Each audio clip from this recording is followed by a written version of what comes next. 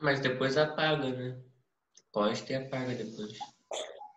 Bom, vamos começar então. Eu vou colocar aqui, vou espelhar a matéria da semana passada e dessa.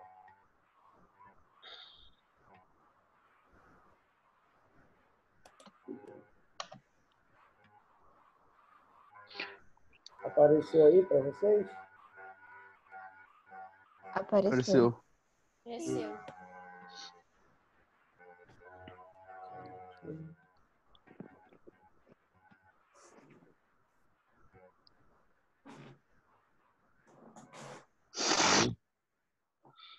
Vocês assistiram a videoaula sobre máquina simples?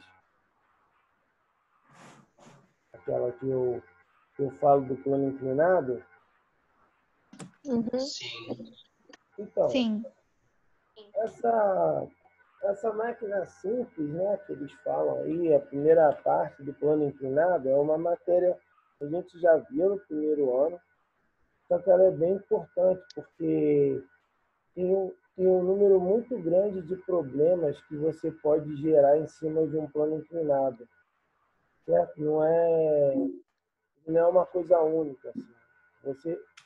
Você pode reparar aqui, no desenho, que você tem, claro, o plano, né, inclinado, e aqui tem as forças que atuam nesse plano. Repara, tem a normal e tem a peso. Você consegue ver a peso aí, que é a maior, que é aquela que está apontando para baixo? Essa aqui, ó. Vocês conseguem ver minha seta se movimentando? Sim. Então, essa força-peso aqui, aponta para baixo, é aquela força-peso que a gente está acostumado. O que aparece num plano inclinado que a gente não está acostumado é começar a ter que decompor as forças aí. Pegar uma força e decompor em duas. E no caso seria para a gente aí, ó, o PX e o PY. Tá? Então o surgimento desse PX e PY que dá a dificuldade aí de resolver exercício no plano inclinado. Por quê? Porque agora você tem que pegar para o mesmo bloco e considerar o movimento dele em duas coordenadas, tanto em X quanto em Y. Aí você tem aqui, por exemplo, as forças que são equivalentes, né, no caso, as forças que elas estão opostas aí, você tem a normal, só que ela não está mais oposta que nem num plano com a força P. Ela fica oposta à força PY. Então você pode reparar aí que N está na mesma direção de PY. E PX no nosso caso aí, ela está o quê? Aparentemente sem força nenhuma sem força nenhuma contrária a ela. Mas o que acontece? É porque isso aqui se trata de um plano inclinado, mas sem atrito. Porque se tivesse atrito, aí seria o quê? Seria uma força contrária a PX. Aí tem muitos exercícios, muitas questões que fazem o quê? Eles colocam um outro bloco do outro lado do plano para que faça que o bloco que deveria descer, ele na verdade subir.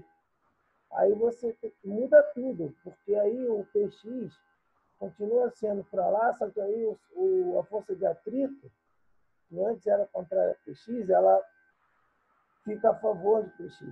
Então, assim, esse tipo de máquina simples, plano inclinado, tem que tomar muito cuidado, porque ele cai nas provas, só que ele cai pesado na parte de interpretação do problema. Porque a força de atrito é uma força que ela varia, né? Ela não tem uma direção, ela depende do movimento. Se o movimento for para a direita, ela vai para a esquerda. Se o movimento for para a esquerda, ela vai tender para a direita. Então, assim, tem que tomar muito cuidado. Aí eu tenho aqui a parte da decomposição, que a gente estava falando. Você repara que ele dá uma fórmula que é Px sendo igual o P vezes o seno do ângulo de inclinação dessa rampa. Aí, mais uma vez, você teria que tomar cuidado, porque nas questões, às vezes, ele não dá esse lugar aqui, exatamente onde está o seno. Onde está o seno, onde está o ângulo, que é na pontinha. Ele pode dar o outro.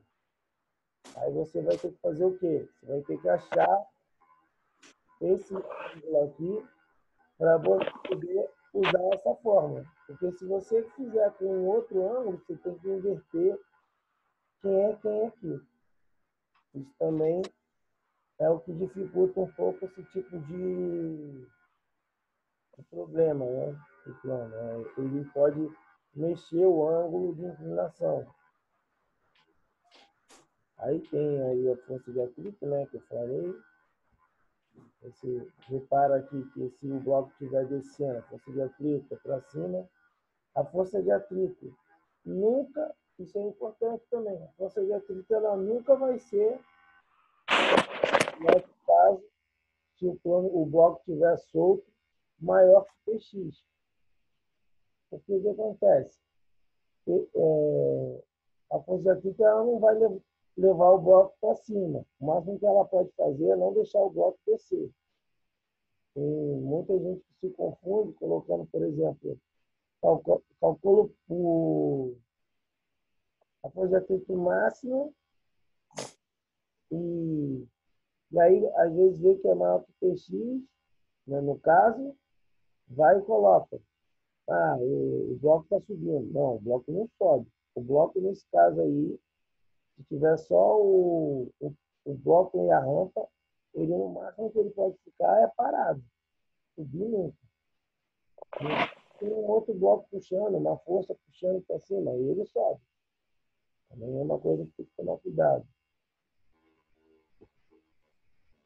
Lógico que tem. Bom, aí a aula de hoje, né? Eu não sei se deu tempo de vocês verem o vídeo, mas a gente vai falar sobre aqui, é sobre polia e roldana. Aí, o que são polias? Assim, quem vai na academia ou já foi numa academia, costuma ver os aparelhos lá da academia com muitas roldanas. Por que tem essas roldanas? Porque as roldanas são divididas em duas roldanas. A primeira roldana é a roldana fixa, que seria essa daqui, no caso do desenho. A lá de cima, a primeira. Essa primeira roldana em cima, mais alta aqui, ela tem uma serventia, ela muda a direção da força aplicada. Ou seja, ela é para o conforto, né, da puxada, e que você queira administrar. Ou seja, ela só serve para mudar a direção da força que você vai aplicar. Por exemplo, esse pedreiro ou servente ou uma pessoa comum que esteja puxando um bloco, para ele é muito mais fácil puxar algo de cima para baixo, porque ele pode usar a força-peso dele. Então, assim, sem muito esforço. Por isso que, geralmente, essas roldanas fixas, elas ficam no alto, para a pessoa poder puxar de cima para baixo. Se puxar de baixo para cima, é mais desconfortável. Pode gerar lesão na coluna, essas coisas. As outras não, as outras você repara que elas são polias móveis. O que significa? Elas se movimentam quando você vai puxando, elas vão subindo. Vai passando a corda entre elas, elas vão subindo. Oi, alguém quer perguntar alguma coisa? Tá. Elas vão subindo. Então você repara o que acontece com a polia móvel. Ela pega o peso do objeto que você está puxando e divide por 2. Então, você tem, por exemplo, um peso de 50 quilos no saco de cimento. E com a força P, né, virando em força P, você teria P igual a massa, que é 50, vezes a gravidade, que é 10, ia ficar uma força P de 500. Ou seja, o operador aí, se não tivesse nenhuma rodana nova, ele teria que fazer 500 newtons de força, que não é pouco, né? Mas aí, graças à rodana aí móvel que a gente tem, esse peso divide por 2, porque ele divide o peso em duas cordas. Aí, quando divide por 2, você, antes que era 500 o esforço que ele tinha que fazer,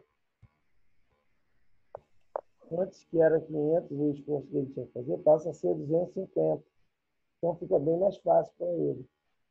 Aí, você vai para a próxima polia móvel. E, no caso, aí ele diz que é P4. Por quê? Porque ele divide P2. Então, você repara que é P por 2, depois vai para P4.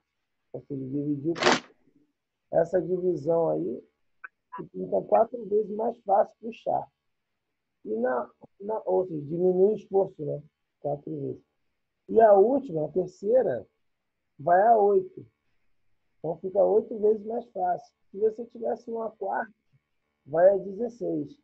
Alguém está entendendo assim, mais ou menos como é que a rodana móvel ela vai diminuindo o esforço? Alguém tem alguma coisa para dizer aí? Vocês entenderam? Aham. Uhum. Tá dormindo. Ó, então se você Na quiser, verdade, não. se você tiver, se você tiver como anotar aí, porque aqui no R22 não tem uma, como é que eu posso falar? Não tem uma expressão que seria útil para a gente. Você podia botar assim, esforço, polia móvel. Que aí tem uma formulazinha que você pode botar assim, o esforço é igual ao P do objeto, né, que é o peso do objeto, dividido por 2, né, que é essa divisão que faz elevado a n, sendo n o número de polias móveis. Aí como é que fica? P, que você tem, dividido por 2 elevado a n, se n é 3, 2 elevado a 3 é 8, então fica P dividido por 8. Se fosse 4, dava 16. Conseguiu entender o que eu falei? Uhum. Vou pegar aqui uma coisa só para mostrar aqui. Tá comendo o que, mãe? Hum? Tá comendo o quê? Só pra mim que o áudio do Sérgio tá meio zoado. Caralho, que susto. Tá o quê? Calma aí. Bom, a internet aqui não é das melhores, né? Mas se estiver muito ruim, eu vou... Não, mas dá pra entender, dá pra entender. Aqui só tá um pouco baixo. Ah, mas aí vai ver que é porque eu falo baixo mesmo. Então, você aumenta o som aí. Corda Pô, fala, peraí. corda não. Deixa eu dar o destaque. Tu é um gênio, Sérgio. Tu é um gênio. Essa aí pode virar professor de física. Concordo.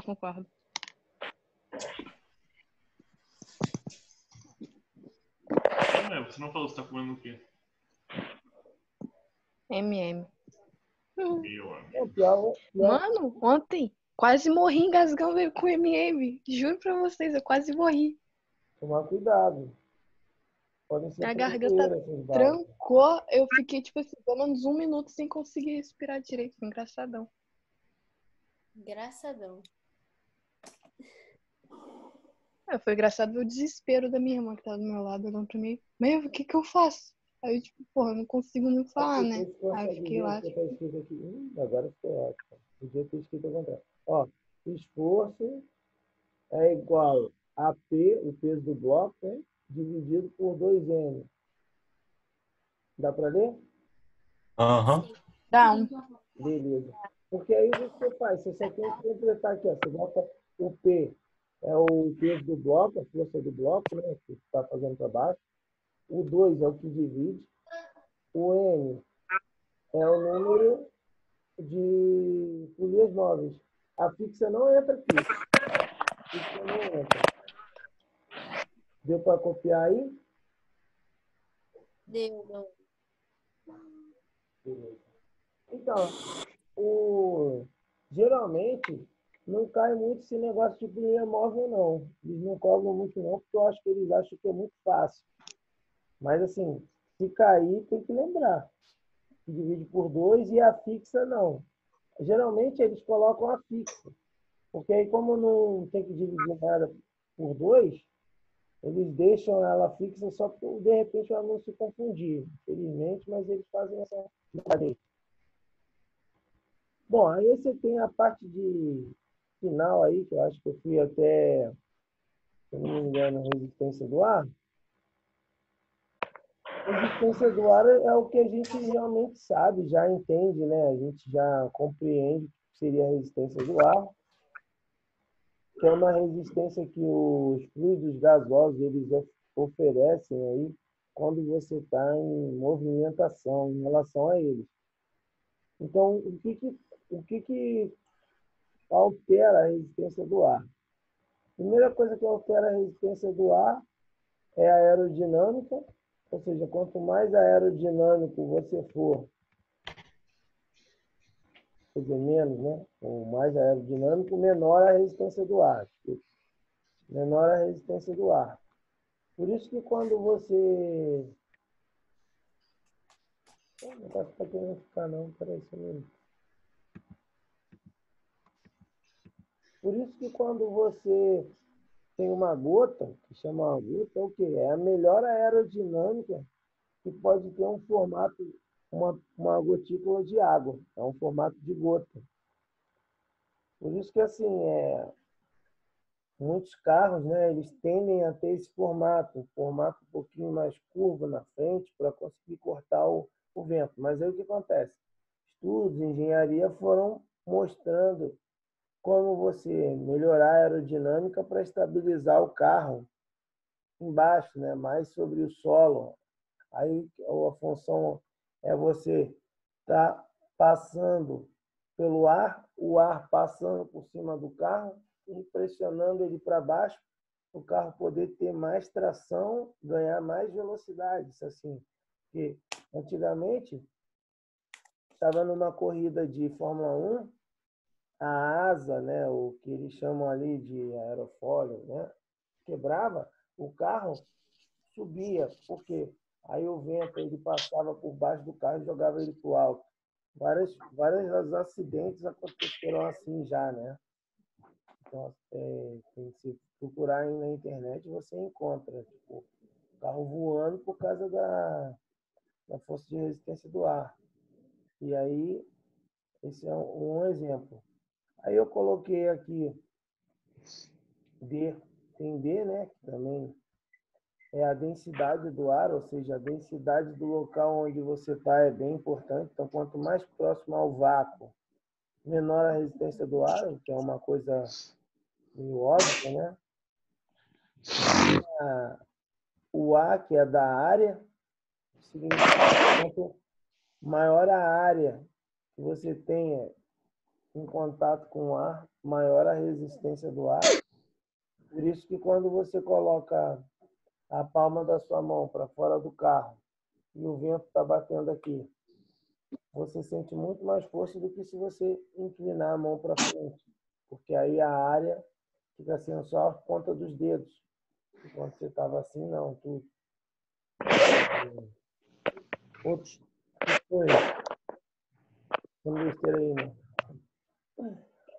Aí a outra componente aí é a velocidade, ou seja, quanto mais veloz você tiver, maior a resistência. Se você reparar, a velocidade ela aumenta ao quadrado, ou seja, cada vez que você dobra a velocidade, na verdade você triplica a resistência do ar. Se você triplica a velocidade, você multiplica 9 vezes a resistência do ar, né? E daí por diante. Então, assim, a resistência do ar ela aumenta muito quando você aumenta a sua velocidade. Aí aqui no livro ele traz um exemplo bem interessante, que é o do paraquedas. Você vê que o rapaz aí, né, quando ele pula do paraquedas, o que acontece? Ele pulou, o corpo dele é afetado pela gravidade, ele vai cair com a aceleração aí de 10 metros por segundo ao quadrado, né, 9,8, vai caindo, vai ganhando velocidade. E ele vai fazendo o quê? Vai aumentando a força de resistência do ar em cima dele. Ele, com essa velocidade super alta, ele vai uma hora e puxa o paraquedas. Aí aumenta a área, né, a superfície aí naquela velocidade. Então faz com que aconteça o quê? Que o paraquedista ele sobe até normalizar a resistência do ar com a força-peso dele mais o paraquedas. Aí ele tem um gráfico aqui, porque o Enem ele gosta muito de gráfico, né? Para você interpretar gráfico de coisas do cotidiano. Então aqui você tem um exemplo, que ó, repara, você tem a velocidade limite sem paraquedas. Você vê que vai aumentando, aumentando, aumentando. Aí ele chega na velocidade limite, estabiliza nessa velocidade limite. Por quê? Porque a velocidade limite significa que a força de resistência do ar já tá igual à força-peso do paraquedista. Quando ele abre o paraquedas e abre aquela área ali, né? Automaticamente acontece o quê? O paraquedista sobe, então ele perde a velocidade. Aí você tem essa curva drástica aqui, ó, gerada. Desculpa. Por que é uma curva? Por que é uma curva aqui nesse nosso caso? Porque se você reparar, a função da resistência do ar ao quadrado. Então, nada melhor do que uma parábola para descrever essa resistência do ar aí. Por isso que é curvo. Eu podia, de repente, ter uma ilustração que ela é reta, né? Mas não, ela tem que ser curva, porque V ao quadrado. Bom, aí ele curva aqui e aí ele vai para a velocidade limite do paraquedista com paraquedas. Tá? Você tem a parte aí da resultante centrípeta, mas aí a gente pode falar na aula que vem, até porque depois a gente vai falar sobre... vai falar aqui, ó, sobre lei de Kepler, né? Então a gente pode ficar com a parte de resultante centrípeta para a aula que vem. Eu queria perguntar aí se alguém ficou com alguma dúvida, se alguém não entendeu o que eu falei. Tá ótimo. Eu tô suave, depois eu vou fazer um exercício para ver se eu entendi. Aí se não tiver entendido, eu falo. Acho que ficou claro. Tá bom. E aí é o seguinte, eu vou tentar, porque a internet não ajuda muito, né? Mas quando ela me ajudar, eu vou sempre fazer videoconferência para ajudar também, porque eu acho que assim é melhor. A gente pode ter o vídeo para assistir, mas também conversar um pouco sobre a matéria, tá? Então eu vou tentar fazer toda a aula, essa meia horinha aí, 20 minutinhos de videoconferência. Tá bom, galera? Show. Ok. Então, Show beleza. de bola. Então é isso aí. Que tristeza. Valeu. Valeu, mano. Valeu, valeu. Valeu, Sérgio. Valeu. Beijo. Obrigada.